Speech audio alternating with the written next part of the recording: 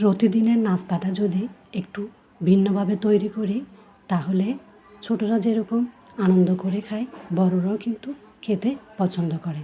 আসসালামু আলাইকুম, কেমন আছেন সবাই? আজকে আমি আপনাদের সাথে আরও একটি রেসিপি নিয়ে চলে এসেছি। আমি চিকেন পরোটা বানানোর জন্য এখানে নিয়ে নিয়েছি ময়দা, চিকেন পুর আর ধনেপাতা, কাঁচামরিচ। এখন স্বাদ মতো লবণ দিয়ে সাথে রান্নার রেগুলার তেল দিয়ে ময়দাটাকে ভালো মতো মিক্স করে নিব। এখন দিয়ে দিব চিকেনের পুর। পুরটা আমি আগে থেকেই সব রকম মশলা দিয়ে একটু সিদ্ধ করে ব্লেন্ড করে নিয়েছি, যাতে করে আমার ময়দাটা মাখতে সুবিধা হয়। এখন দিয়ে দিব কাঁচামরিচ ও ধনেপাতা কুচি। সব কিছু আমি দিয়ে ভালো মতো মিক্স করে একটু ময়দার গোলাটাকে সফট ডো তৈরি করে নিব। এই ক্ষেত্রে খেয়াল রাখতে হবে আমার ময়দার গোলাটা যত সফট হবে রুটিগুলো খেতেও কিন্তু ততটাই ভালো লাগবে। এই তো আমার প্রায় গোলা তৈরি হয়ে গিয়েছে। এখন আমি এটা এক সাইডে 10 মিনিটের জন্য রেস্টে রেখে দেব। এটা আমি এখন 10 মিনিট রেখে দিচ্ছি। 10 মিনিট পরে আমি চলে এসেছি, আমার ডো প্রায় রেডি হয়ে গিয়েছে। এখন আমরা যেরকম রুটি বানাই ঠিক সেরকম করে গোলা তৈরি করে নেব।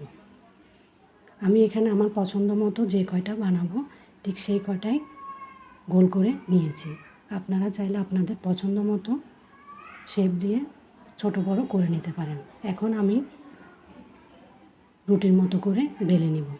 আমি যেহেতু এখানে চিকেনের পুরটা ব্লেন্ড করে নিয়েছি তাই আমার রুটিগুলো বেলতে একটুও কষ্ট হচ্ছে না। খুব সুন্দর মতোই কিন্তু আপনারা দেখতে পাচ্ছেন আমি রুটিগুলো বেলে নিয়েছি।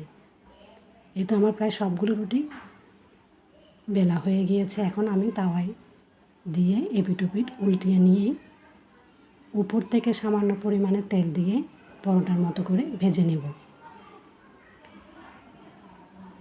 এই ধরনের নাস্তাগুলো কিন্তু সকাল বা সন্ধ্যায় খেতে খুবই ভালো লাগে। ছোটরাও এগুলো খেতে ভীষণ পছন্দ করে, আর বানাতেও বেশিক্ষণ সময় লাগে না। আপনারা দেখতেই পাচ্ছেন আমি এভাবে উল্টে পাল্টে ভেজে নিচ্ছি। মাশাআল্লাহ, রুটিগুলো দেখতে কিন্তু খুবই লোভনীয় লাগছে। তো আমি এভাবে সবগুলো পরোটাই ভেজে নিয়েছি। তো আজকে আমার এই রেসিপিটি কেমন লেগেছে অবশ্যই কমেন্ট করে জানাবেন। আপনারা দেখেই বুঝতেই পারছেন যে পরোটাগুলো কতটা সফট এবং সুন্দর হয়েছে। মাশাআল্লাহ, খেতেও কিন্তু খুব মজা হয়েছিল। আপনারা যারা এ ধরনের পরোটা বানাননি একবার ট্রাই করে দেখতে পারেন। এটা আসলেই অনেক মজা হয়, আর এই ধরনের নাস্তা কিন্তু বাচ্চাদের টিফিনও দিতে সুবিধা হয়। তো সবাই ভালো থাকবেন, সুস্থ থাকবেন। আল্লাহ হাফেজ সবাইকে।